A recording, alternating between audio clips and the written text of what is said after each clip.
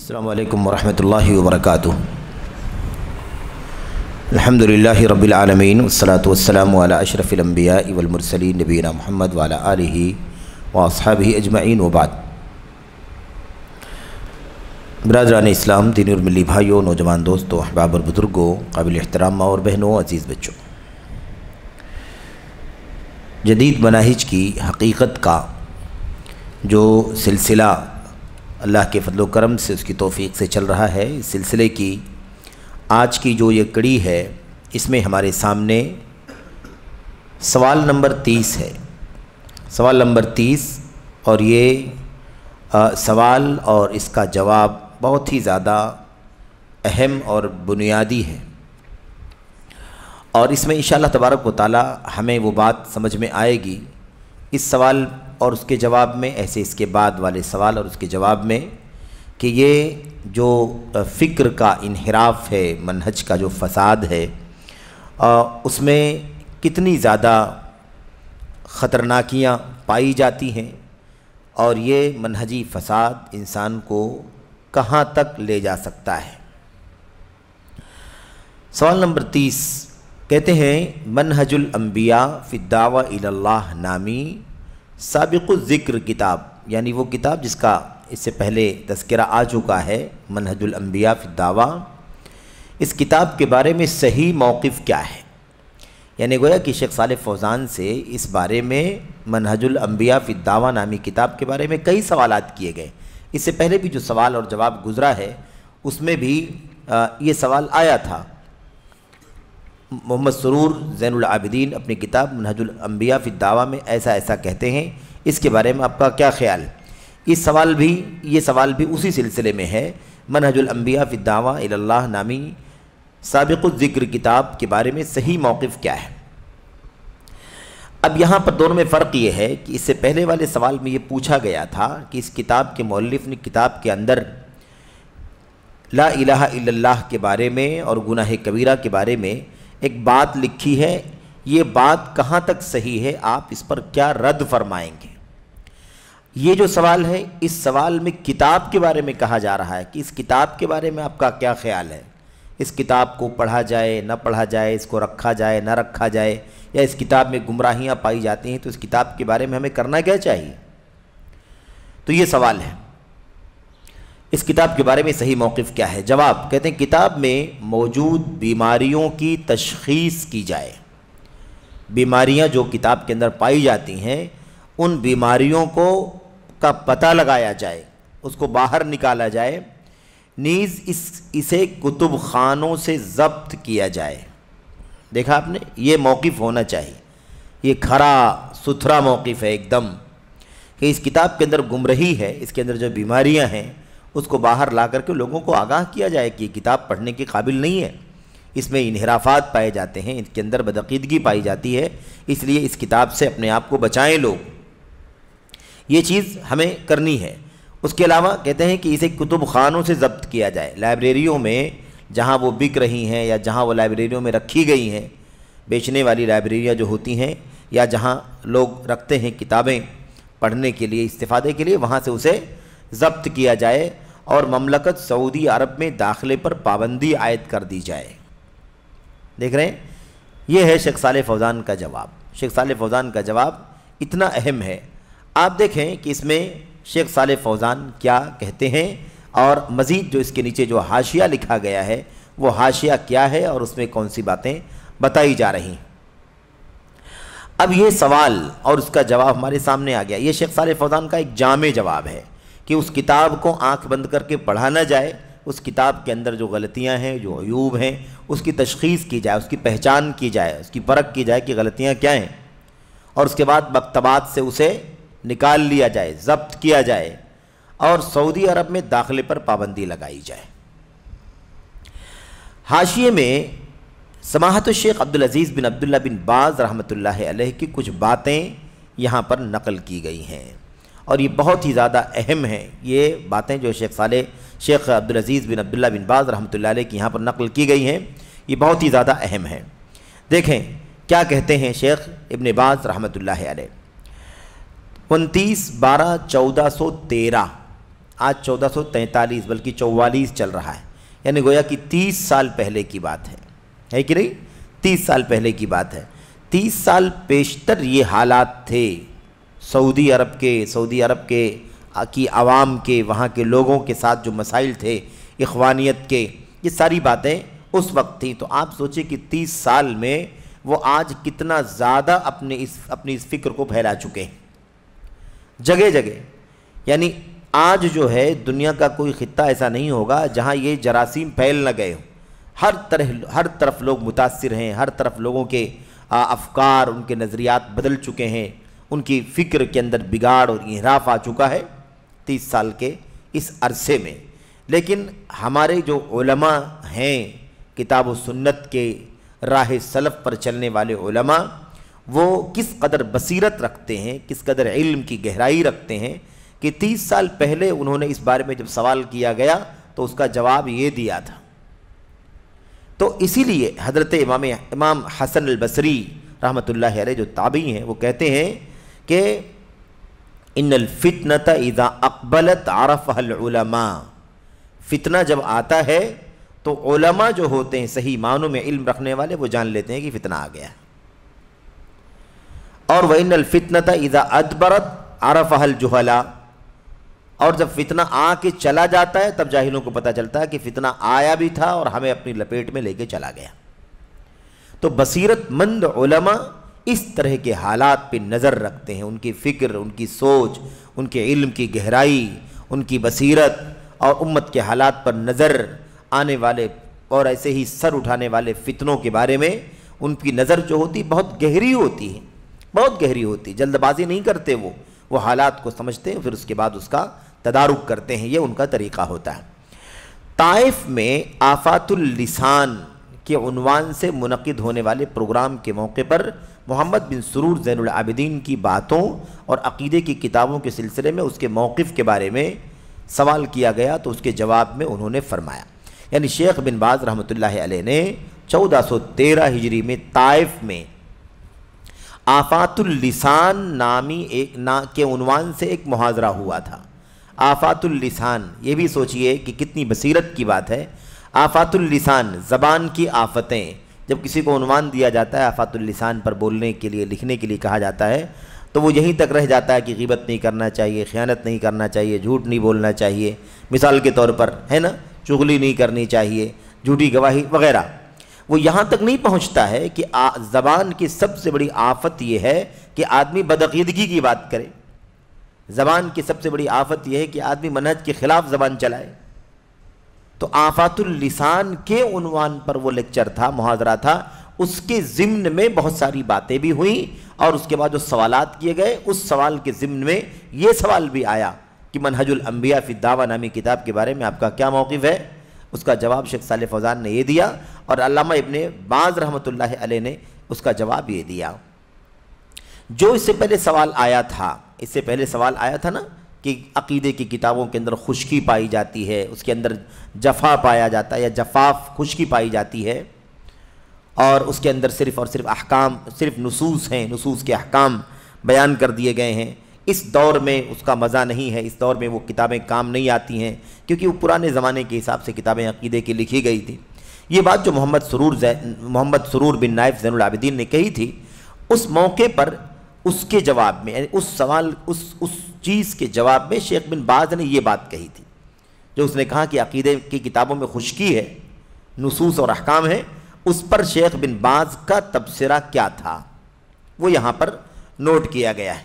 شیخ ابن باز رحمۃ اللہ علیہ نے فرمایا یہ بہت بڑی غلطی ہے، یہ کہنا کہ عقیدے کی کتابوں کے اندر خشکی پائی جاتی ہے یا جفا، شدت پائی جاتی ہے، کڑک موقف پایا جاتا ہے، یہ بہت بڑی غلطی ہے۔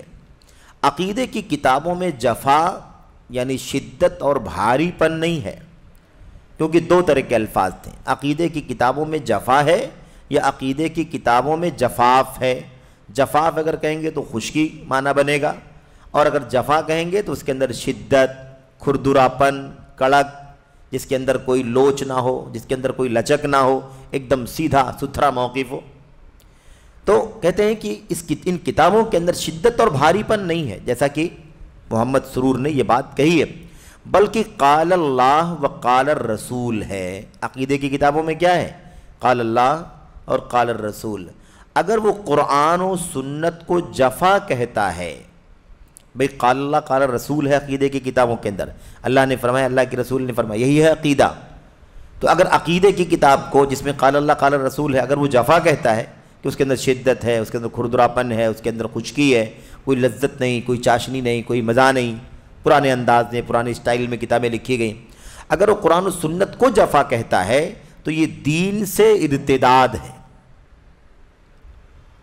یہ شیخ بن باز رحمۃ اللہ علیہ کی بات ہے کہ ایسا کہنے والا مرتد ہے، دین اسلام سے خارج ہے۔ ظاہر سی بات ہے، قرآن کریم کو اور اللہ کے نبی کی سنت کو اگر کوئی کہے کہ وہ جفا ہے، اس کے اندر شدت پن ہے، اس کے اندر خردراپن ہے، اس کے اندر جارحیت ہے، تو یہ ارتداد ہے کہ نہیں؟ اس کا مطلب یہ کہ وہ قرآن کریم کا مذاق اڑا رہا ہے، سنت کا مذاق اڑا، اس پر طنز کر رہا ہے، اس پر کمنٹ کر رہا ہے کہ تو جفا والی کتابیں، جفا قرآن کے اندر، سنت کے اندر، تو یہ کہنا ارتداد ہے دین اسلام سے۔ یہ نہایت گھٹیا اور گھناؤنی بات ہے، کتنی گندی بات ہے کہ آدمی قرآن و سنت کے نصوص کو کہے کہ یہ جفا ہے، شدت ہے، کھردراپن ہے اس کے اندر۔ اچھا، اور کتاب کے بیچنے کا حکم پوچھا گیا کہ بھئی کتاب منہج الانبیاء فی الدعوہ، یہ کتاب اگر کوئی بیچے تو اس کا کیا حکم ہے؟ شیخ بن باز کہتے ہیں اگر اس میں یہ بات موجود ہے تو اس کا بیچنا جائز نہیں، بلکہ اسے پھاڑ دینا ضروری ہے۔ آج بڑے پریس والے، مکتبے والے ہیں نا، دکان چلانے والے بہت نئے نئے فلسفے لے کر کے آتے ہیں، وہ سب کے سب بدعقیدگی کی کتابیں بیچتے ہیں، ہے نا، جس کے اندر کفریہ باتیں، شرکیہ باتیں، بدعقیدگی، انحراف، بدعات، خرافات، ایسی منہج اور فساد، فکر کا فساد اور بگاڑ بھرا ہوا اس کے اندر، وہ بیچتے ہیں۔ اور ان سے پوچھا جائے، ان سے کہا جائے بھئی آپ کیوں بیچتے ہیں؟ آپ تو ماشاءاللہ کتاب و سنت کے حامل ہیں، اہل الحدیث منہج پر قائم ہیں، تو آپ کے لیے جائز نہیں کہ آپ بدعقیدگی والی کتابیں بیچیں؟ تو کہتے ہیں یہ تو ہمارا کاروبار ہے۔ تو کاروبار ہے تو کاروبار حلال نہیں ہونا چاہیے؟ کاروبار کے اندر کیا آپ شرک اور کفر بیچیں گے؟ کیا آپ بدعات والی کتابیں بیچیں گے؟ اس لیے کہ وہ زیادہ بکتی ہیں، اس کے خریدنے والے لوگ زیادہ ہیں، اس کو پھیلانے والے لوگ زیادہ، اس کی مارکیٹنگ زیادہ ہوتی ہے، اس کا سیل زیادہ ہوتا ہے، اس لیے آپ اس کو بیچ کر کے پیسے کمائیں گے؟ اللہ تبارک و تعالیٰ کا دین، میرے بھائیو، اگر ایک دنیاوی اعتبار سے کوئی حرام چیز بیچ کر کے پیسے نہیں کما سکتے، حرام ہے وہ کمائی، تو بھلا عقیدے کا فساد بیچ کر کے پیسے کیسے کما سکتے ہیں؟ شرکیہ چیزیں جس کتاب میں لکھی ہوئی ہیں اس کو بیچ کر کے پیسے کیسے کما سکتے ہیں؟ بدعات والی کتابوں کو بیچ کر کے پیسے کیسے کما سکتے ہیں؟ علمی لائبریریوں میں کتابیں رکھی رہیں تاکہ ریسرچ کرنے والے باحثین، علماء، مصنفین اس کو رجوع کرنے کے لیے کہ بدعتی کتاب ہے، اس کے اندر کون سی چیز لکھی اس کو کوٹ کیا جا سکے، یا شرکیہ باتیں لکھی اس کو کوٹ کیا جا سکے اور اس پر رد اور قد کیا۔ اس اعتبار سے لائبریری کے اندر موجود ہونا کہ علماء صرف وہاں جائیں اور علماء اپنے بحوث میں، اپنے مقالات میں، اپنی کتابوں میں، اپنی تصنیفات میں اس کا ریفرنس لے سکیں، یہاں تک تو کوئی مسئلہ نہیں ہے، بلکہ یہ تو ضرورت ہے، تقاضا ہے، ضروری ہے یہ چیز۔ تو ایسی یہاں تو کوئی مسئلہ نہیں ہے۔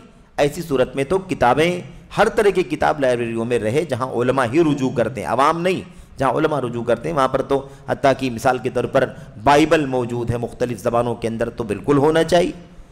تورات اگر موجود ہے مختلف زبانوں کے اندر، صحیح غلط تحریف شدہ، تب بھی ضروری ہے کہ وہ رہے تاکہ علماء اور باحثین رجوع کر سکیں، دیکھ سکیں کہ کیا غلط کر دیا ہے، کیا تحریف ہے، کیا تبدیلی ہے اس کے اندر۔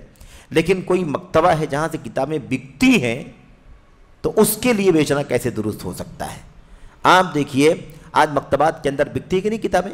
اہل حدیث کہنے والے ہمارے بہت سارے ایسے بھائی پریس والے جو پیسہ کمانے کے لیے کاروباری اعتبار سے وہ اپنے مکتبے کے اندر ساری کتابیں جس کے اندر ضعیف، موضوع، بدعات، شرک، خرافات سب ہے، اور اس کو بڑی آسانی کے ساتھ بیچتے ہیں، فروخت کر کے پیسے کماتے ہیں۔ اور کہا جائے تو کہتے ہیں کہ ہمارا تو کاروبار ہے، ہمارا اس کے اندر کیا عقیدہ ہے، اس سے کیا لینا دینا ہے؟ آپ کے بیچنے سے وہ کتاب کسی کے پاس پہنچ رہی ہے کہ نہیں پہنچ رہی ہے؟ وہ پڑھنے والا وہ شرک پڑھے گا کہ نہیں پڑھے گا، بدعت پڑھے گا کہ نہیں پڑھے گا، عقیدہ خراب ہوگا کہ نہیں ہوگا؟ تو آپ اس کو بیچ کر کے اس شرک اور بدعقیدگی کے پھیلانے میں سبب بن رہے ہیں کہ نہیں بن رہے ہیں؟ آپ اس کا سبب بن رہے ہیں، ظاہر سی بات ہے۔ ایک شرک اور کفر اور بدعت جیسی چیز کے پھیلانے میں آپ معاون ثابت ہو رہے ہیں، معاون بن رہے ہیں۔ اللہ تبارک و تعالیٰ فرماتا ہے وَتَعَاوَنُوا عَلَى الْبِرِّ وَالتَّقْوَى وَلَا تَعَاوَنُوا عَلَى الْإِثْمِ وَالْعُدْوَانِ، نیکی اور تقوی کے کاموں میں آپس میں تعاون کرو، مدد کرو ایک دوسرے کا، اور گناہ اور دشمنی کے کاموں میں مدد مت کرو۔ تو گناہ کی بات کہہ رہی ہے، اور یہ سب سے بڑا گناہ ہے شرک، اس کے بعد سب سے خطرناک گناہ ہے بدعت۔ تو یہ بہت اہم چیز ہے۔ شیخ بن باز رحمۃ اللہ علیہ صاف کہتے ہیں کہ اگر اس میں یہ بات موجود ہے تو اس کا بیچنا جائز نہیں ہے، اس کا بیچنا جائز نہیں ہے، بلکہ اسے پھاڑ دینا ضروری ہے۔ تو آدمی چند پیسوں کے لیے آدمی عقیدے کے فساد والی کتابیں، بدعات والی کتابیں لوگوں کے درمیان بیچے، پیسے کمائے، کتنے بڑے عیب کی بات ہے۔ تو دین ایسا نہیں ہے نا کہ اس کے اصول اور ضابطے کہیں بدل جائیں گے۔ اسے اگر ہم اسٹیج اور مائک سے نہیں بیان کر سکتے، اس کی تردید کرنا ضروری ہے، تو اس کو کسی بھی طرح سے اس کے پھیلانے میں سبب بننا بھی جائز نہیں ہے، چاہے کوئی بیچ رہا ہو یا اسے کوئی تقسیم کر رہا ہو، دونوں صورتوں میں۔ بہرحال تو یہ شیخ بن باز رحمۃ اللہ علیہ کی کیسٹ سے یہ بات جو انہوں نے کہی تھی محاضرے میں سوال کے جواب میں، وہاں سے یہ چیز نقل کی گئی ہے۔ اچھا، اب یہ بات تو ہو گئی، یہ بات جو اب تک پڑھ رہے تھے ہم لوگ منہج الانبیاء فی الدعویٰ الی اللہ، یہ محمد سرور کی بات ہے، اس کی کتاب ہے اور اس کی یہ بات ہے، اس کا یہ جواب شیخ نے دیا ہے۔ اس کے بعد کہتے ہیں اور محمد سرور ہی کی بات کی طرح حسن ترابی کہتا ہے۔ اب بہرحال نہ چاہتے بھی یہ سارے نئے نئے نام آ رہے ہیں، تو کبھی ایسا بھی ہوتا ہے کہ ایک غلط چیز ہے، غلط آدمی ہے، اور اس کو لوگوں کے درمیان مطلب پھیلا دیا جاتا ہے، یعنی بتانے کی نوبت آ جا رہی، آپ نہیں جانتے تھے لیکن آپ یہاں پر آپ پڑھ رہے ہیں تو آپ جان گئے ایک اور آدمی کو جس کا یہ عقیدہ ہے۔ تو ایسا نہیں ہے کہ اس کا مقصد بدعقیدہ لوگوں سے متعارف آپ ہو جائیں تاکہ کوئی بدعقیدگی کی طرف چلا جائے، نہیں، بدعقیدوں سے اس لیے متعارف ہونا ضروری ہے تاکہ آپ ان کے جالوں سے، ان کے پروپیگنڈوں سے، ان کی سازشوں سے، ان کی تحریروں سے آپ آگاہ رہیں، یہ بہکا نہ سکیں ان کی تحریریں۔ تو محمد سرور ہی کی بات کی طرح حسن ترابی کہتا ہے۔ کون یہ حسن ترابی؟ حسن ترابی بھی اسی سال اس کی موت ہوئی ہے جس سال محمد سرور کی موت ہوئی ہے، یعنی سن 2016 میں، ابھی جلدی۔ یہ لوگ وہی 1900 مطلب 32 33 یا 40 کے آس پاس کی پیدائش ہے، اور 2016 میں دونوں کی وفات ہوئی ہے۔ اور یہ حسن ترابی اصل میں حسن عبداللہ ترابی یہ سوڈان کا آدمی ہے، سوڈان کا، اور یہ شخص جو ہے اچھا خاصا تعلیم یافتہ پڑھا لکھا آدمی ہے، یعنی بی اے ایم اے اور اس کے بعد پی ایچ ڈی کی حد تک اچھی تعلیم والا آدمی، اور خرطوم یونیورسٹی میں جو وہاں کی راجدھانی ہے سوڈان کی، خرطوم یونیورسٹی کا پروفیسر بھی رہ چکا ہے، پڑھا بھی چکا ہے یہ۔ لیکن بہرحال یہ بدقسمتی سے یہ بھی حسن البنا کا شاگرد ہو گیا۔ حسن البنا الاخوان المسلمون کے جو بانی ہیں ان کا شاگرد رہا، اور ان کی شاگردی کی وجہ سے وہی فکر اور وہی بدعقیدگی اس کے اندر بھی آ گئی، اور یہاں تک یہ چیز بڑھ گئی کہ سوڈان کے اندر اس شخص نے الاخوان المسلمون نامی فرقے کی بنیاد ڈالی، یعنی حسن البنا الاخوان المسلمون کے بانی ہے، تو یہ حسن ترابی سوڈان میں اس کا فاؤنڈر ہے، سوڈان میں یعنی اس ملک میں حسن ترابی نے الاخوان المسلمون فرقے کی بنیاد ڈالی ہے، اور یہ حسن البنا کا شاگرد ہے۔ اور یہ شخص نے مصر کے اندر یعنی دین کو وہی حکومت کی شکل ہے نا، دین کو سیاست میں ڈھالنے کا کام، سب کچھ سیاست ہی دین ہے، یہ ماحول جو حسن البنا اور اس کے اخوانیوں یا ایسے ہی جتنے بھی لوگ اس فکر کے ہیں، اسی فکر کو اس نے سوڈان کے اندر عام کیا، اور باقاعدہ یہی نہیں بلکہ وہ پارلیمنٹ کا ممبر بھی بعد میں بنا، اور سیاسی پارٹی بھی اس نے قائم کی، پولیٹیکل پارٹی بھی قائم کی تھی، اس کا نام مجھے نہیں یاد ہے، تفصیلات مل جائیں گی آپ کو، کیا نام ہے اس کے مراجع سے۔ تو بہرحال یہ آدمی جو ہے اسی راہ پر چلنے والا آدمی ہے جس راہ پر حسن البنا چلتے رہے، اور جو فکر حسن البنا کی، اخوانیوں کی، اسی فکر کا حامل یہ بھی، بلکہ جیسا کہ ہم نے عرض کیا کہ سوڈان کے اندر حسن البنا کی پارٹی اور ان کے فرقے الاخوان المسلمون کا فاؤنڈر اور مؤسس بھی ہے یہ آدمی، اور حسن البنا کا شاگرد ہے۔ 2016 میں اس کی بھی وفات ہوئی ہے۔ یہ آدمی اپنی کتاب میں کیا کہتا ہے؟ سیم وہی بات جو بات محمد سرور نے کہی ہے، وہی بات یہ بھی کہتا ہے کہتا ہے آج عقیدے کی فقہ کے لیے، عقیدے کی فقہ یعنی عقیدے کے علم کے لیے، عقیدے کو پڑھنے پڑھانے کے لیے، کہتا ہے عقیدے کی فقہ کے لیے ہونا یہ چاہیے کہ وہ قدیم علم کلام سے بے نیاز ہو جائے، قدیم علم کلام سے بے نیاز ہو جائے اور جدید علم کی طرف متوجہ ہو، جدید علم کی طرف متوجہ ہو جس کا سلف سے کوئی تعلق نہ ہو۔ یہ عقیدہ چاہیے ان کو کون سا عقیدہ چاہیے؟ نئے دور کا نیا عقیدہ چاہیے۔ اب اس جملے میں ایک جملہ ہے یہ، لیکن آپ دیکھیے اس میں کتنا فساد چھپا ہوا ہے۔ ایک طرف یہ آدمی کہہ رہا ہے کہ عقیدے کی فقہ کے لیے ہونا چاہیے کہ وہ قدیم علم کلام سے بے نیاز ہو۔ اتنی بات تو چلو ٹھیک ہے کہ قدیم علم کلام یعنی وہی عقلانیت، عقل پرستی، عقیدے کو اپنی سوجھ بوجھ اور اپنی دانشوری سے سمجھنا ہے نا۔ نہیں، عقیدے کے لیے، عقیدے کو سمجھنے کے لیے، عقیدے کو طے کرنے کے لیے قیاس اور عقل تو ٹھیک ہے کہ بھائی کسی فلسفے، کسی علم کلام، کسی عقلانیت کی ضرورت نہیں ہے، تو علم کلام سے بے نیاز ہو جائے تو ٹھیک ہے۔ لیکن اب یہ آگے جو کہتا ہے کہ جدید علم کی طرف متوجہ ہو جائے، تو جیسے وہ پہلے والا فاسد ہے، ایسے یہ بعد والا بھی کیا ہے؟ فاسد ہے۔ عقیدہ وہ ہے جو اتر گیا ہے اللہ کی کتاب قرآن کریم میں، جو آ گیا ہے اللہ کے نبی کی سنتوں میں، اور جو سمجھ لیا ہے اللہ کے نبی صلی اللہ علیہ وسلم کے صحابہ نے اور ان کے بعد تابعین نے، وہ عقیدہ ہے۔ نہ اس کو ماضی کے علم کلام سے کوئی لینا دینا ہے، اور نہ جدید دور کی عقلانیت سے اور اعتزال سے کوئی لینا دینا ہے۔ وہ زمانے کے ساتھ، زمانے کے تغیر کے ساتھ تبدیل نہیں ہو سکتا ہے۔ عقیدہ تو مسلمات میں سے ہے، ہمیشہ وہ عقیدہ اپنی جگہ پر قائم رہے گا۔ زمانے کے آگے بڑھنے سے، زمانے کی تبدیلی سے یا زمانے کی تجدد سے عقیدے میں کوئی تجدد نہیں آئے گا، اس میں کوئی نیاپن نہیں آئے گا۔ عقیدہ مسلمات میں سے ہے، اس میں کوئی بھی تبدیلی کسی بھی زمانے اور دور کی بنیاد پر نہیں ہو سکتی ہے۔ شریعت کو اللہ تبارک و تعالیٰ نے ایسا بنایا ہے کہ ہر علاقے میں، ہر دور میں جہاں جو تقاضا تھا اسی اعتبار سے اس نبی کو وہ شریعت دی گئی تھی۔ اور آخری نبی محمد الرسول اللہ صلی اللہ علیہ وسلم کی امت اور آپ کی لائی ہوئی شریعت چونکہ اب قیامت تک کے لیے ہے، تو اسے اللہ تبارک و تعالیٰ نے بنایا ایسا بنایا ہے کہ وہ اپنے اندر ایسے اصول رکھتی ہے، ایسے ضابطے رکھتی ہے، ایسے قوانین رکھتی ہے کہ وہ قیامت تک آنے والے سارے ایشوز اور سارے دور کے مسائل کو حل کر لے گی۔ تو عقیدہ بہرحال کبھی بھی تبدیل نہیں ہوتا زمانے کے اعتبار سے۔ شریعت تمام مسائل کو حل کر کے بتائے گی۔ شریعت کے احکام اور مسائل جو ہیں وہ ہر دور کی ایشو کو سالو کر کے بتائے گی، کبھی بھی کوئی الجھن نہیں پیش آئے گی کہ آج ایک نیا ایشو آ گیا ہے اور شریعت 1400 سال پرانی ہے اور آج 1400 سال گزر چکے ہیں، یا پھر آگے آدمی کہے 5000 سال گزر چکے ہیں، آج کے اس دور میں وہ شریعت پرانی کیسے ہم کو ہماری رہنمائی کر سکتی ہے؟ تو یہ بالکل بھی غلط بات ہے، کیونکہ شریعت قیامت تک کے سارے مسائل کو حل کرنے کے لیے آئی۔ اللہ کے نبی علیہ السلام نے فرمایا کہ میں اب قیامت تک کے بیچ میں آیا ہوں، بین یدئی ساں ہوں میں، یعنی میں ہوں اور میرے بعد قیامت ہی ہے۔ بعثت انا والساعۃ کہاتین، اللہ کے نبی نے فرمایا مجھے بھیجا گیا ہے دنیا کے اندر نبی بنا کر کے، اور قیامت دونوں ایسے ہی ملے ہوئے ہیں، یعنی جیسے دونوں انگلیاں ساتھ میں ہیں، اب بیچ میں کوئی نہیں ہے، ایسے میرے اور قیامت کے بیچ میں کوئی اور شریعت نہیں، کوئی نبی نہیں، کوئی تعلیم نہیں، کوئی دعوت نہیں، یہی سب کچھ ہے جو میں لے کر کے آیا ہوں۔ تو یہ ایک واضح پیغام ہے کہ قیامت تک کے سارے مسائل کو اللہ تعالیٰ کا یہ دین، اللہ کی یہ شریعت حل کرے گی، عقیدے میں کبھی کوئی تبدیلی نہیں ہوگی۔ کیا کہا؟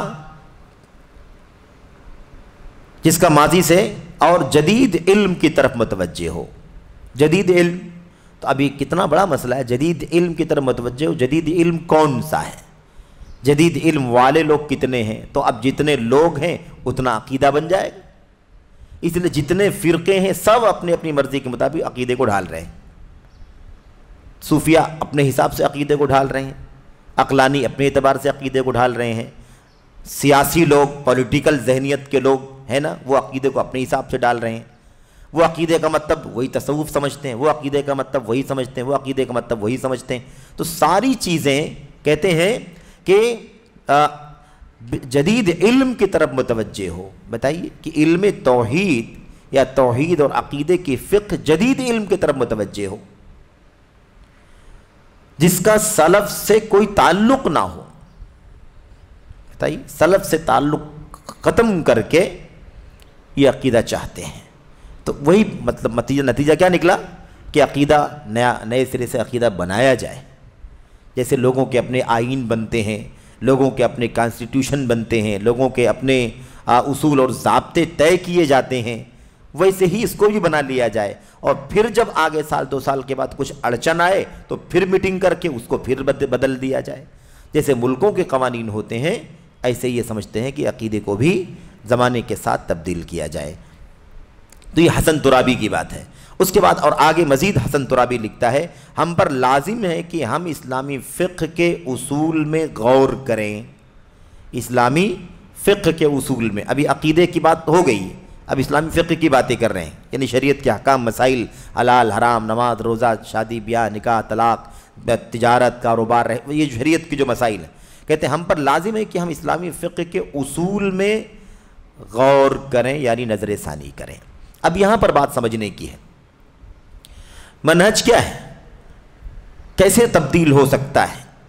یعنی جو بھی فقہ نکلے گی وہ اللہ کے نبی صلی اللہ علیہ وسلم کی سنت سے نکلے گی. آپ نے جو کہا، آپ نے جو کیا، آپ کے سامنے جو کچھ کیا گیا اور آپ نے اس پر خاموشی اختیار کی، تقریر کہتے ہیں، اسی سے جو نتیجہ نکلے گا اسی کا نام فقہ ہے. اسی کا نام کیا ہے؟ فقہ ہے. اب یہ کہتے ہیں ہم پر لازم ہے کہ اسلامی فقہ کے اصول پر نظر ثانی کریں، یعنی اس کو ریوائز کریں. اسلامی فقہ کے اصول کیا ہیں؟ اسلامی فقہ کے اصول قرآن ہے، سنت، اس کو بھی ریوائز کرنے کی ضرورت ہے، نظر ثانی کرنے کی ضرورت ہے. کہ میٹنگ بٹھاؤ، آیتیں دیکھی جائیں، میٹنگ بٹھاؤ، حدیثیں دیکھی جائیں. یہ اس طرح کی بات لوگ کرتے ہیں. میری رائے، آگے کہتے ہیں میری رائے میں اسلامی فقہ کے اصول کی بابت صحیح سالم غور و فکر کا آغاز قرآن کریم سے ہوتا ہے. تو قرآن کریم پر غور کرنا ہے کہ قرآن کریم پر کو ریوائز کرنا ہے؟ قرآن کریم سے جو ملتا ہے وہ لینا ہے، وہی اسلامی فقہ. سنت سے جو نکلتا ہے وہی اسلامی فقہ. تو اسلامی فقہ کے اصول کی بابت صحیح سالم غور و فکر کا آغاز قرآن کریم سے ہوتا ہے، جس کے بارے میں بظاہر محسوس ہوتا ہے کہ ہمیں اس کی نئی تفسیر کی ضرورت ہے. دیکھا آپ نے؟ تو قرآن کریم کو بدل تو نہیں سکتے ہیں، ہے کہ نہیں؟ لیکن معنی تو بدل سکتے ہیں کہ نہیں. تفسیر کو تو اپنی من کی مرضی کے مطابق اس کو تبدیل کر سکتے ہیں. یہ حضرت کی رائے ہے، یہ حسن ترابی کہتا ہے. حسن ترابی نے یہ بات کہی ہے کہ جس کے بارے میں بظاہر محسوس ہوتا ہے کہ ہمیں اس کی نئی تفسیر کی ضرورت ہے. تو نئی تفسیر، اگر یہ راستہ کھولا جائے کہ قرآن کریم کی نئی تفسیر کی جائے تو پھر آپ بتائیے کہ قرآن کریم اپنے اصل محور پر باقی رہے گا؟ جتنے لوگ ہیں اتنی تفسیر ہے. ان اللہ یرفع بہذا الکتاب اقواما ویضع بہ آخرین یہدی بہ من یشاء ویضل من یشاء. اللہ تعالیٰ اسی قرآن کریم کے ذریعے جس کو چاہتا ہے ہدایت دیتا ہے اور جس کو چاہتا ہے اسی کے ذریعے سے گمراہ کر دیتا ہے. تو قرآن کریم کو کی نئی تفسیر کی ضرورت، یہ ذہنیت ہے. اب آپ بتائیے کہ یہ لوگ اس طرح کی بات کرنے والے کون سے دین کا کام کر رہے ہوں گے، کیسے دین کے داعی ہوں گے، ان سے کون سی فکر امت کے اندر عام ہوگی. لیکن یہ ایسے لوگ ہیں جن کے پیچھے ہزاروں فالوور ہیں، لاکھوں لوگ ان کو ماننے والے لوگ ہیں، جو اسی ذہنیت کے لوگ ہیں. شریعت کو اپنی من کی مرضی کے مطابق، ہے نا، اپنی خواہشات کی لونڈی سمجھتے ہیں. جیسا چاہو اسے تصرف کرو، اس کا استعمال کرو، اسے اپنے کام میں استعمال کر لو، اپنے مفادات کے مطابق اسے برتو. یہ ذہنیت رکھنے والے، یہ سوچ رکھنے والے اس انداز کی بات کرتے ہیں کہ ہمیں اس کی نئی تفسیر کی ضرورت ہے. آپ کو لگتا ہے نا پڑھ کر کے یہ عبارت، لگتا ہے کہ ہم دائرہ اسلام سے باہر نکل رہے ہیں، ہے کہ نہیں؟ خطرہ لگتا ہے کہ نہیں؟ ایسا لگتا ہے کہ ہم کفریہ بات کہہ رہے ہیں کہ قرآن کریم کی نئی تفسیر کی ضرورت ہے. قرآن کریم کی تفسیر حدیثوں میں آ چکی ہے. اگر نئی تفسیر کی بات کریں گے تو گویا کہ سنت کو بدلو، اسے چھوڑو اور اپنی عقلانیت لاؤ. ہر آدمی اپنی اپنی لاجک کے مطابق قرآن کی تفسیر کرے، یہ نتیجہ نکلتا ہے. تو یہ کیا کسی کفر سے کم کی بات؟ کفریہ نظریہ ہے، یہ خطرناک نظریہ ہے قرآن کریم کی نئی تفسیر کرنا. کیونکہ وجہ دیکھیے، کیونکہ جب آپ ہمارے درمیان متداول، یعنی جو کامن ہے، جو ہمارے بیچ میں موجود ہے، تفاسیر پڑھیں گے تو دیکھیں گے کہ وہ تفاسیر اس وقت کی صورتحال سے اس وقت کی صورتحال سے مرتبط ہیں جس میں انہیں ڈھالا گیا تھا. یعنی جس زمانے میں کتابیں، وہ تفسیر کی کتابیں جو لکھی گئی ہیں، اس زمانے کے اعتبار، اس زمانے کے حالات سے ہی جڑی ہوئی ہیں. اسی سے ان کا رابطہ ہے جس دور میں ان کو ڈھالا گیا، یعنی لکھا گیا ہے، تیار کیا گیا ہے. ہر تفسیر اپنے دور کے فقہ و فہم کی تعبیر کرتی ہے. نئی تفسیر چاہیے اس دور کے اعتبار سے. اب پرانی دور کی تفسیر ہے تو اس دور میں تو کام میں نہیں آئے گی، ایسا ان کا سوچنا ہے. سوائے اس زمانے کے، کہہ رہے ہیں سوائے اس زمانے کے کہ ہمیں اس دور سے ہم آہنگ یعنی ملنے والی، میچ ہونے والی کوئی تشفی بخش تفسیر نہیں ملتی. ساری تفاسیر کو کنڈم کر دیا کہ نہیں کر دیا؟ کہ اس دور میں ایسی کوئی تفسیر ملتی نہیں ہے جو ہمارے اس دور کے حالات کے مطابق ہو. اچھا، اسی دنیا میں ہم لوگ بھی جیتے ہیں، ہمارے علماء بھی جیتے ہیں. بھلا بتائیے کبھی ایسا لگا کہ جو کوئی چیز ایسی ہے جو اس دور میں ہماری رہنمائی نہیں کرتی؟ اور پھر تفسیر کو بدلنے کی کیا صورت ہے؟ وہ اللہ کا کلام ہے، اس کی تشریح اللہ کے کلام سے ہوتی ہے. وہ اللہ کا کلام ہے، اس کی تفسیر اللہ کے نبی کی سنتوں سے ہوتی ہے. وہ اللہ کا کلام، اس کی تفاسیر اللہ کے نبی کے صحابہ کے فہم اور ان کے فقہ سے ہوتی ہے. تو اس دور کے اعتبار سے نئی تفسیر اگر لانے کی ضرورت پڑ جائے تو پھر وہ اس کا سورس کون سا ہے؟ اس کا سورس کون سا؟ کہاں سے وہ تفسیر نئی لائی جائے گی؟ یعنی یہی کہ ہم لوگ جو اخوانی لوگ ہیں نا، ہم لوگ اس دور کے اعتبار سے اس کی جدید تفسیر کر رہے ہیں. اور یہی جو کچھ ہم کر رہے ہیں، یہی اس دور کے اعتبار سے قرآن کریم کی نئی تفسیر ہے جو اس دور کے تقاضے کے مطابق ہے. یہ پیغام ہے ان کا اپنی بات، اپنا موقف، اپنا نظریہ ثابت کرنے کے لیے قرآن کریم کے حوالے سے اتنی بڑی بڑی باتیں لوگ کہتے ہیں. میرے بھائیوں، یہی ہے فرق اہل السنت والجماعت کے اندر اور اہل الرائے کے اندر، فرق ضلال کے اندر. ہمارے یہاں الحمدللہ جو سلف امت کی راہ پر چلنے والے لوگ ہیں وہ وہیں توقف کرتے ہیں، وہیں رک جاتے ہیں جہاں رک جانا چاہیے. لیکن جو عقل پرست لوگ ہیں، جن کے یہاں دین کا مطلب سیاست ہے، دین کا مطلب حکومت ہے، دین کا مطلب عشوائی اور اپنی مرضی کے مطابق تصرف کرنا ہے، تو قرآن کریم کے حوالے سے اتنی بڑی بڑی جرأت مندانہ بات کرتے ہیں. اچھا، یہ سب باتیں کہاں لکھی ہوئی ہیں؟ یہ باتیں کہاں ہیں جو آپ لوگ پڑھ رہے ہیں؟ 2-3 ہے نا پیراگراف، آپ نے 2-3 اقتباس آپ نے پڑھ لیا نا. یہ کہاں ہے؟ یہ کتاب ہے تجدید الفکر الاسلامی، حسن عبداللہ ترابی کی کتاب ہے تجدید الفکر الاسلامی. اسلامی فکر کو رینیو کرنا، اسلامی فکر کو نیا کرنا. صفحہ نمبر 42، صفحہ نمبر 25 میں یہ کتاب، یہ باتیں سب موجود ہیں. اور دیکھیے یہ کتاب چھپی ہے الدار السعودیہ، دوسرا ایڈیشن، صفحہ نمبر سن 1407 میں. تو اس کتاب کے اندر حسن ترابی نے یہ باتیں لکھی ہیں. اب اس کے بعد شیخ بن باز رحمۃ اللہ علیہ کیا کہتے ہیں؟ دیکھیں ان باتوں پر تبصرہ کرتے ہوئے شیخ بن باز رحمۃ اللہ علیہ، میں کہتا ہوں یہ شخص، بلکہ یہ شیخ بن باز نہیں کہہ رہے ہیں، یہ شیخ جمال بن فرحان الحارثی کہہ رہے ہیں. کہتے ہیں میں کہتا ہوں یہ شخص اپنی اس بات سے قرآن کریم کی تفسیر مختلف زمانوں میں لوگوں کی خواہشات نفسانی کے ذریعہ کرنا چاہتا ہے. جو باتیں اس کی ہیں اس کا مطلب حاصل تو یہی ہے نا، خلاصہ، اور کوئی نتیجہ نہیں نکالنا ہے. بالکل واضح الفاظ میں کہہ رہا ہے ہمیں قرآن کریم کی نئی تفسیر کی ضرورت ہے. ہمارے اس دور کے اعتبار سے جتنی تفسیریں لکھی گئی ہیں، ہمارے اس دور کے سے ہم آہنگ یعنی میچ ہونے والی، اس دور سے ملنے والی ہے نا، موافقت رکھنے والی کوئی تشفی بخش تفسیر نہیں ملتی ہے. یہ ہے. تو صاف لفظوں میں کیا ہے؟ یہ مختلف زمانوں میں لوگوں کی خواہشات نفسانی کے مطابق، خواہشات نفسانی کے ذریعے قرآن کریم کی تفسیر کرنا چاہتا ہے. یہ اس کا نظریہ ہے. اسے معلوم نہیں کہ تفسیر کا معاملہ چند محدود مصادر پر موقوف اور منحصر ہے. اصول بتا رہے ہیں کہ اس کو نہیں معلوم، یہ نہیں، اس کو سمجھ میں نہیں آتا کہ قرآن کریم کی تفسیر چند محدود یعنی لمیٹڈ اصولوں پر ڈیپینڈ ہے. یعنی اس زمانے میں بھی اور آج تک بھی قرآن کریم کی تفسیر کے لیے یہ جو لمیٹڈ اصول ہیں ان سے باہر نہیں نکلا جا سکتا ہے. یعنی اس زمانے میں بھی اگر کوئی چاہتا کہ قرآن کی تفسیر قرآن کے ذریعے، قرآن کی تفسیر حدیث کے ذریعے، قرآن کی تفسیر صحابہ کے اقوال کے ذریعے، قرآن کریم کی تفسیر عربی زبان کی گہرائی کے ذریعے سے ہے نا کرنی ہے، اس سے باہر اگر کوئی نکل کر کے 5واں 6واں 7واں سورس اگر کوئی تلاش کرے تو کوئی سورس ہے ہی نہیں، لمیٹڈ سورسز ہیں، وہیں سے تفسیر کی جا سکتی ہے۔ تو پچھلے زمانے میں بھی قرآن کریم کی تفسیر کے لیے ان محدود اصولوں سے باہر نکل کر کے تفسیر کرنے کا کوئی راستہ نہیں تھا، تو آج کل کے دور میں ان سب کو بند کر کے چھوڑ کر کے کوئی نیا راستہ تفسیر کرنے کا کیسے نکالا جا سکتا ہے؟ تو یہ کہتے ہیں کہ محدود مصادر پر موقوف اور منحصر ہے، جو یہ ہیں وہ کیا ہیں؟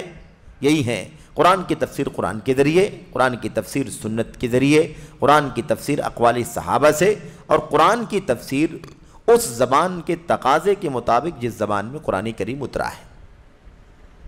بعض الفاظ کے معانی جاننے کے لیے ہمیں عربی زبان سے رجوع کرنا پڑے گا، جہاں کوئی عقیدہ نہیں نکلتا، جہاں کوئی مسئلہ نہیں نکلتا حلال و حرام کا، صرف لفظ کی میننگ کیا ہے، اس کے لیے ہم کو کیا دیکھنا پڑے گا؟ عربی زبان دیکھنا پڑے گا، کیونکہ وہ عربوں کی زبان میں قرآن اترا ہے۔ تو عربی زبان کے ماہرین اس لفظ کا معنی اپنی زبان میں کیا سمجھتے ہیں جو قرآن کریم میں اترا ہوا ہے، اور اس کی بہت ساری مثالیں ہیں، اس کا یہ موقع نہیں ہے، بہت ساری مثالیں ہیں۔ تو یہی 4 سورسز ہیں، اس کے سوا اور کوئی سورس نہیں ہے۔ کہتے ہیں قرآن کی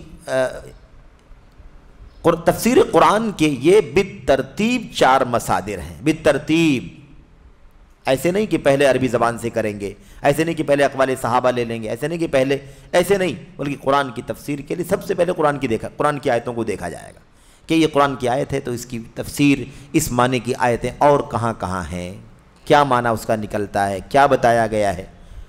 پھر اس کے بعد صحابہ اللہ کے نبی صلی اللہ علیہ وسلم کی احادیث اور سنت کے ذریعے سے آپ نے آیتوں کا معنی کیا سمجھایا ہے، پھر اس کے بعد اللہ کے نبی کے صحابہ نے آیتوں کا معنی کیا سمجھا ہے، پھر اس کے بعد عربی زبان کے الفاظ کے معانی اگر کہیں سمجھ میں نہ آئے تو عربی زبان کو دیکھا جائے گا کہ عربی زبان اس کا معنی عرب کی زبان دان جو لوگ تھے، زبان رکھنے والے، وہ اس کا معنی کیا سمجھتے ہیں۔ جو کہتے ہیں تفسیر کے یہ 4 مصادر ہیں بالترتیب، جو نہ زمانوں اور لوگوں کے احوال کے اختلاف سے مختلف ہو سکتے ہیں، نہ ہی علمی اور سائنسی نظریات کے بدلنے سے بدل سکتے ہیں۔ 2 باتیں کہی شیخ نے۔ یہی 4 سورسز ہیں قرآن کی تفسیر کے بالترتیب، انہی 4 سورسز کے ذریعے سے قرآن کی تفسیر کی جائے گی۔ اس کے علاوہ نہ تو لوگوں کے حالات کے بدلنے سے کوئی تفسیر میں تبدیلی لائی جائے گی، اور نہ ہی علمی اور سائنسی ترقی کی وجہ سے اس کے اندر کوئی تبدیلی لائی جائے گی۔ کچھ نہیں ہو سکتا ہے، کچھ بھی نہیں ہو سکتا ہے۔ جو کچھ ہے تفسیر کے ان 4 مراجع اور سورسز، انہی 4 سورسز کے ذریعے سے قرآن کریم کی تفسیر کی جائے گی، اس کے علاوہ اور کوئی راستہ نہیں ہے۔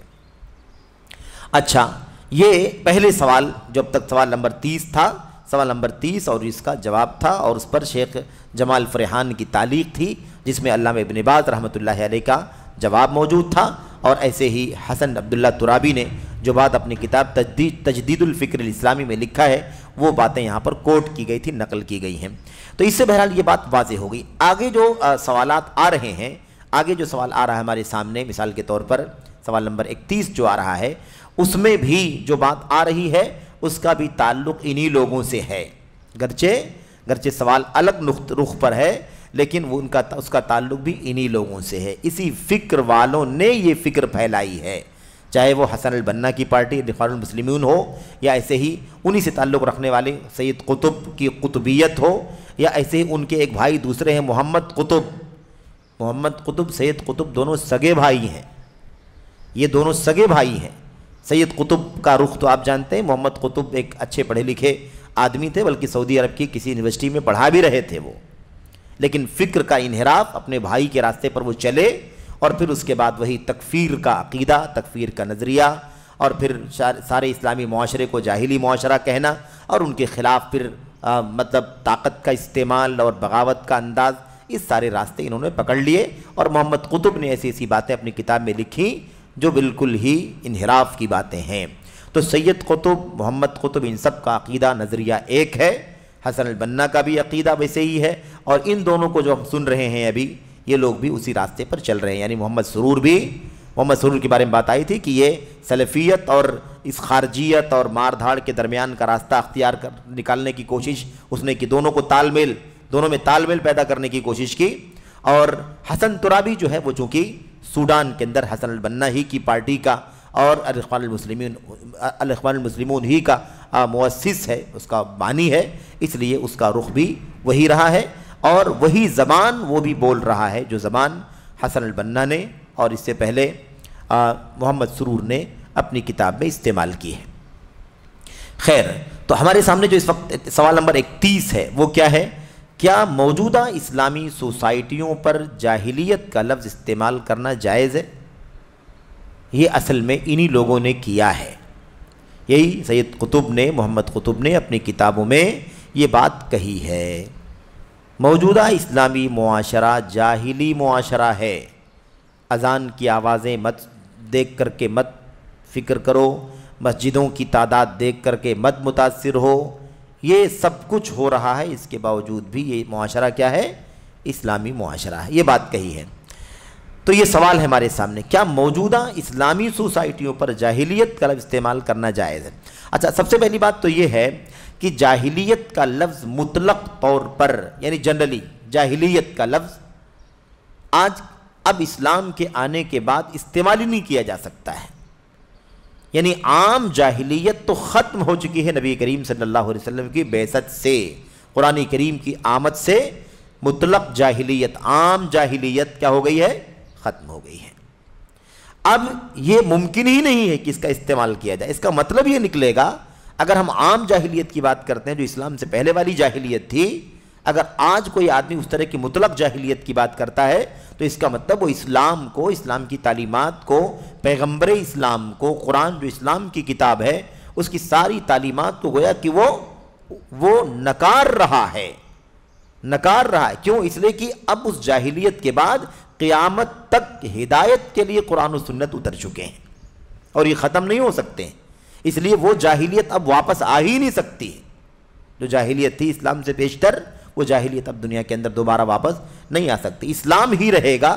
اسلام کے اندر انحرافات کرنے والے بھی رہیں گے، کفر کرنے والے بھی رہیں گے، اسلام جو نہیں مانیں گے، اور ایسے لوگ بھی رہیں گے جو مسلمان ہوں گے، مسلمان ہونے کے باوجود بھی ان کے اندر کچھ ایسے اعمال، ایسی حرکات پائی جائیں گی جو جاہلیت میں تھیں.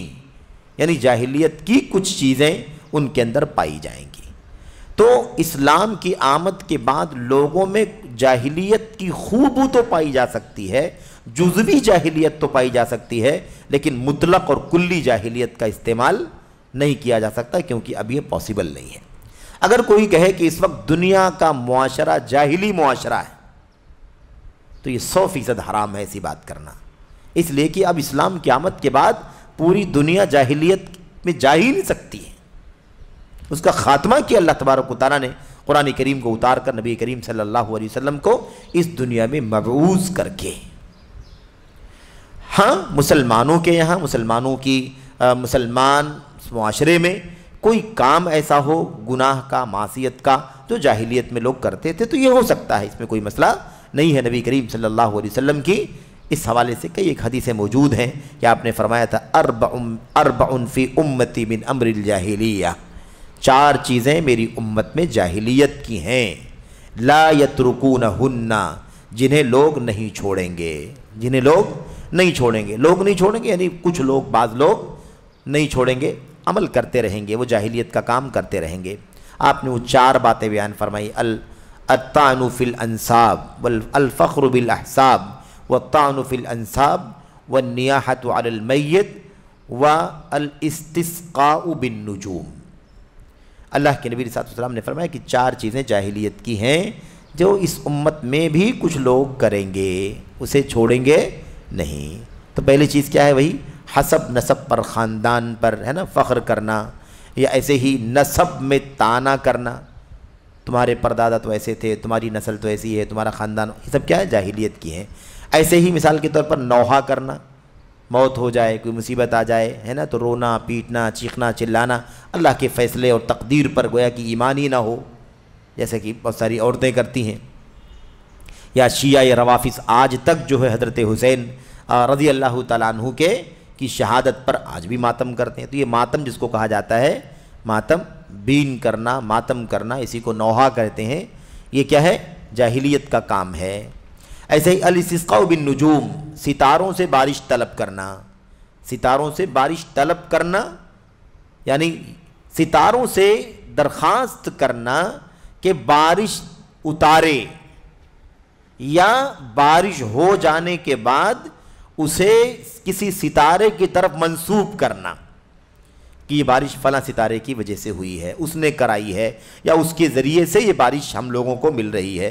تو یہ جو 4 چیزیں ہیں جاہلیت کی ہیں.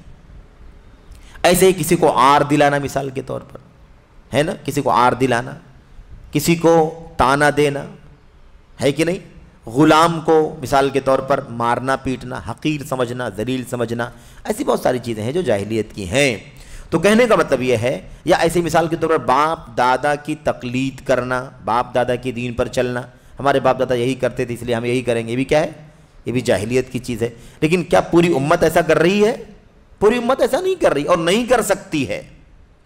ہاں، امت میں ایسے کچھ لوگ رہیں گے جو جاہلیت والا یہ کام کریں گے، اور آج بھی انہیں حق بتایا جائے تو کیا کہیں گے؟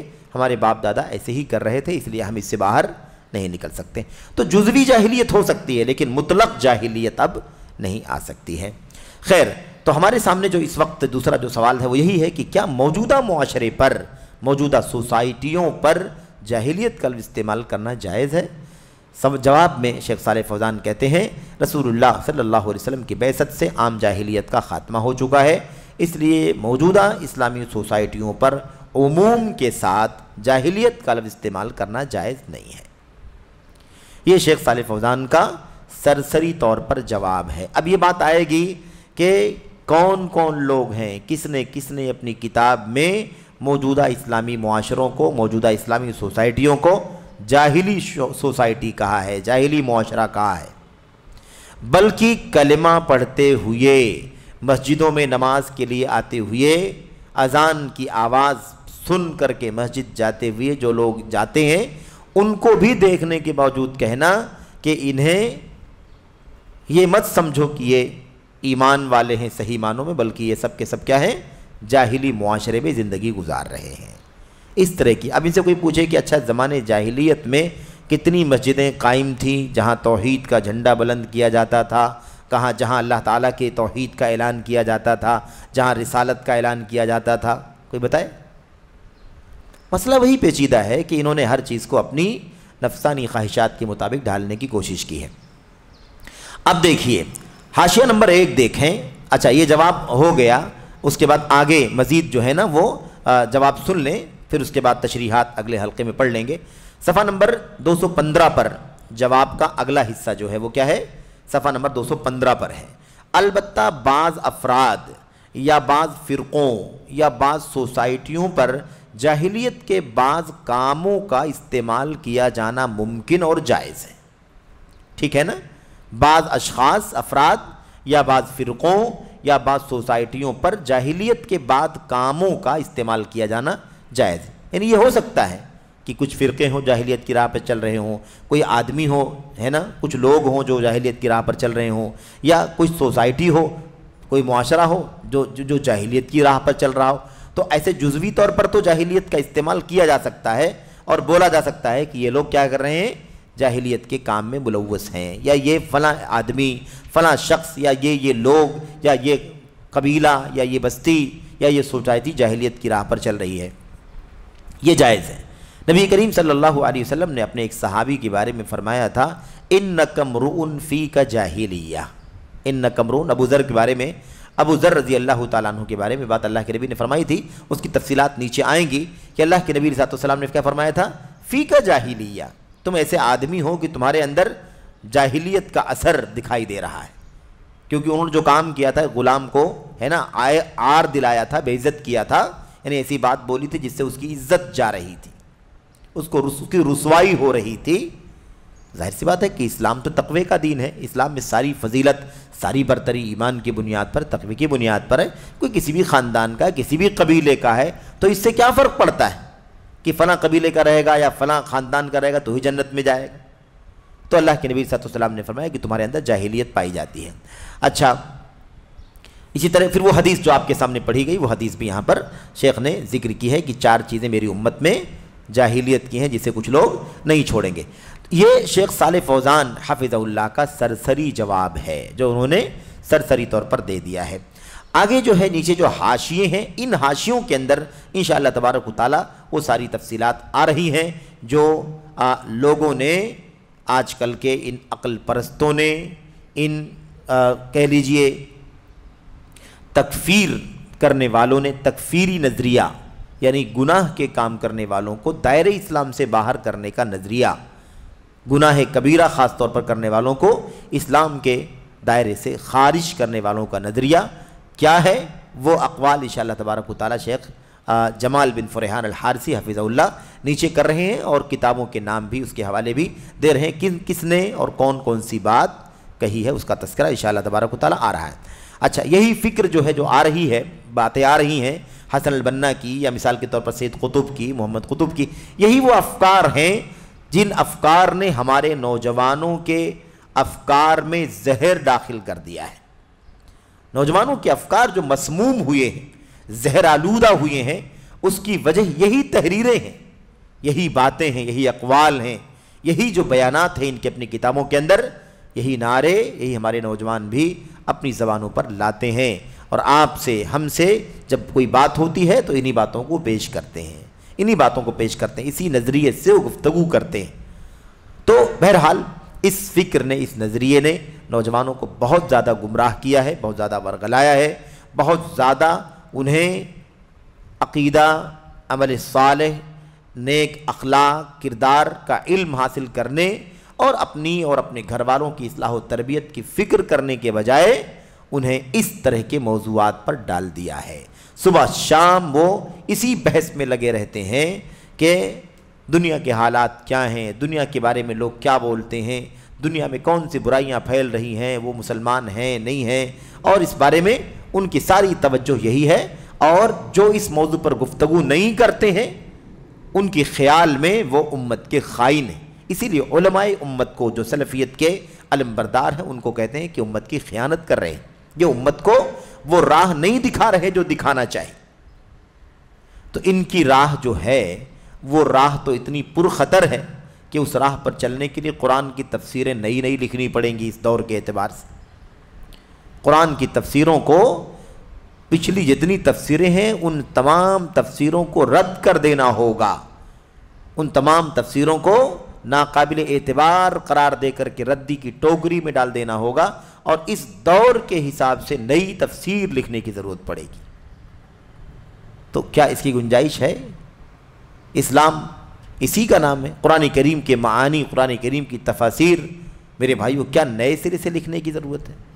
تو یہ نظریہ ہے۔ اس لیے ظاہر سی بات ہے کہ یہ نوجوانوں کے ذہنوں کو، ان کے افکار کو، ان کے نظریات کو خراب کرنے کا، فاسد کرنے کا سب سے بڑا اور بنیادی سبب ہے۔ کیوں؟ اس لیے کہ یہ شخصیتیں بہت زیادہ معروف ہیں، بہت زیادہ ان کا نام ہے، ان کا چرچا ہے، اور انہیں اپنی اپنی پارٹیوں، اپنے اپنے فرقوں کے فاؤنڈر کی حیثیت سے امت کے لوگ یا امت میں یہ لوگ جو ان کے ساتھ جڑے ہوئے ہیں انہیں بہت اونچی نظروں سے دیکھتے ہیں، اور ان کی نظروں میں ان کا مقام بہت اونچا ہے۔ ان کا سوچنا ہے کہ یہ مفکر ہیں اور یہ جو فیصلہ کر رہے ہیں یہ بالکل صحیح فیصلہ ہے، اس کے خلاف جو باتیں کہی جا رہی ہیں وہ غلط ہیں۔ تو بہرحال انشاءاللہ تبارک و تعالی اگلے والے سیشن میں ہم یہ تفصیلات جو نیچے آ رہی ہیں اسے ہم پڑھیں گے۔ اللہ سے دعا کریں کہ اللہ تبارک و تعالی ہمیں اور آپ کو یہ باتیں سمجھنے کی توفیق عطا فرمائے، اور کس طرح سے میرے بھائیو سید قطب نے خاص طور پر اپنی کتابوں کے اندر یہ باتیں کہی ہیں، اللہ تبارک و تعالی ہمیں اور آپ کو اس سے آگاہ ہونے کے، اور نوجوانوں کو خاص طور پر ان باطل افکار و نظریات سے آگاہ کرنے کی، چوکنا کرنے کی توفیق عطا فرمائے۔ امین رب العالمین، وصلی اللہ وسلم وبارک علی نبینا محمد وعلی آلہ وصحبہ اجمعین۔ السلام علیکم ورحمۃ اللہ وبرکاتہ۔